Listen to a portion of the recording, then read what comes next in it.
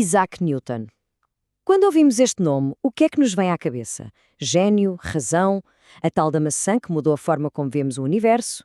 Mas e se o pai da ciência moderna fosse também, como disse um famoso economista, o último dos mágicos? Nesta análise vamos mergulhar a fundo nas duas faces de Isaac Newton. Pois é, esta citação resume na perfeição o paradoxo que vamos explorar. A imagem que temos de Newton, aquele pilar do iluminismo, é só metade da história. A outra metade, a que esteve escondida, pode muito bem ser a chave para entendermos a sua genialidade. Ok, vamos a isso. Primeiro vamos só recordar a figura que todos nós conhecemos dos livros de história e de ciências, o Newton oficial, digamos assim. Este é o Newton icónico, o dos manuais, o homem que, reza a lenda, viu uma maçã cair e a partir daí concebeu uma lei que governa tudo, desde a fruta até à órbita dos planetas. A sua obra-prima, a Principia, lançou as bases da física clássica e tornou-se um símbolo da capacidade humana para decifrar o universo com a matemática e a razão. Muito bem, agora que recordarmos o herói da ciência, vamos virar a página. E preparem-se porque a figura que vamos encontrar do outro lado, bem, é muito, muito diferente. E foi uma figura que foi mantida em segredo durante séculos. Olhem só para este contraste, é brutal. De um lado, o cientista metódico, cujas leis do movimento ainda hoje usamos, do outro, um místico mergulhado em profecias e alquimia.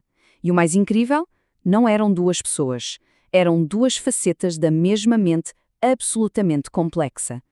E os pormenores são fascinantes. Newton escreveu muito mais sobre alquimia e teologia do que sobre física e matemática.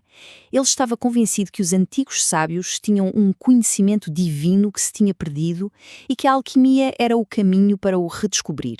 A sua teologia era tão radical que na altura o podia ter levado à fogueira. Ele negava a Santíssima Trindade e achava que o cristianismo tinha sido corrompido logo no seu início. A intensidade das suas convicções era impressionante. Para ele, a ciência e a religião não estavam em guerra. Pelo contrário, eram dois caminhos para o mesmo destino: entender a obra de Deus. E a sua fúria contra a Igreja Católica era parte desta busca por uma verdade religiosa pura, original, que ele acreditava ter sido corrompida. Mas por que estas obsessões? Para entendermos Newton, temos de entender o seu tempo. E o século XVII não era de todo uma era de estabilidade e razão. Era uma era de puro e absoluto caos. Parem um segundo para pensar nestes números. São avassaladores. A vida, para a esmagadora maioria das pessoas, era curta e muito, muito difícil. A sociedade era constantemente abalada por doenças, desastres, instabilidade. Foi neste cenário que Newton viveu e trabalhou.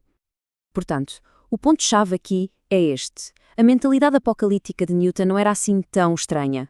Para muita gente na sua época, parecia mesmo que o mundo estava prestes a acabar. A sua busca por ordem, tanto nas leis do universo como nas profecias da Bíblia, era uma resposta direta ao caos que o rodeava. E é agora que a história fica ainda mais interessante. Como é que estes dois lados, que parecem tão opostos, não só coexistiram, como se alimentaram um ao outro, levando à sua maior descoberta de todas. Antes de Newton chegar e mudar tudo, a explicação para o movimento dos planetas era muito diferente. Era dominada pelas ideias de um senhor chamado René Descartes. O modelo de Descartes era quase mecânico. Ele imaginava o universo cheio de uma espécie de éter, um fluido invisível que girava e arrastava os planetas. O movimento em órbita era um equilíbrio delicado. O vórtice empurrava para fora e uma força mal definida, a tal gravidade solar, puxava para dentro. E aqui está a sua revolução. Newton deitou fora o vórtice e o tal equilíbrio de forças. Em vez disso, a ideia dele foi radicalmente simples. A tendência natural de um planeta é mover-se em linha reta. Ponto. A única coisa que acontece é que há uma força constante a puxá-lo para o centro, a gravidade. No fundo, a Lua está, a cada segundo, a cair em direção à Terra. É aqui que os dois Newton se encontram na perfeição. A sua crença num Deus único levou-o a procurar uma lei única e universal para governar os céus. Tal como o Templo de Salomão, uma das suas grandes obsessões, tinha um fogo sagrado no centro, o sistema solar de Deus também teria de ter uma fonte central de poder, o Sol. A sua ciência era uma forma de teologia. Mas a história não é só feita de grandes ideias. É também feita de emoções bem humanas. Newton era incrivelmente sensível às críticas. E quando um cientista rival, Robert Hooke, insinuou que lhe tinha dado a ideia da lei do inverso do quadrado, Newton ficou furioso. Isolou-se e, movido em parte por um desejo de esmagar a Hooke, produziu a Principia em tempo recorde, apenas 18 meses. Ele construiu o seu argumento de forma metódica, quase como um advogado em tribunal. Começou com as leis de Kepler, que descreviam como os planetas se moviam, e usou a sua matemática para provar o porquê. Demonstrou que apenas uma força que diminui com o quadrado da distância poderia produzir as órbitas elípticas que observamos. Era uma prova matemática esmagadora. Checkmate. Mas o seu legado mais duradouro não foi só a lei da gravidade. Foi algo ainda mais fundamental, algo que mudou as regras do jogo para sempre. E chegamos agora ao cerne do seu impacto. Antes de Newton, a ciência, ou filosofia natural, era uma mistura de observação, especulação e teorias que ninguém se dava ao trabalho de provar. Newton mudou as regras do jogo. Isto foi um terremoto. Newton insistiu que uma ideia, por mais bonita que fosse, não valia nada sem provas. Lançam-se hipóteses, claro, mas depois têm de ser rigorosamente testadas. E o teste final era duplo.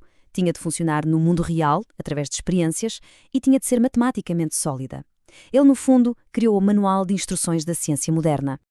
E este método mudou tudo, deu-nos uma ferramenta fiável para compreender e, eventualmente, manipular o mundo natural.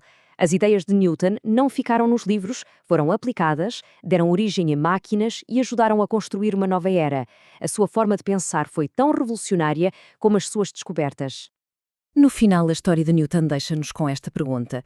O seu fanatismo religioso, a sua busca alquímica pela verdade única, a sua fúria, não foram distrações, foram o combustível que o moveu. Talvez a mente capaz de reimaginar o cosmos precise de ser, precisamente, uma mente que opera nos limites da obsessão.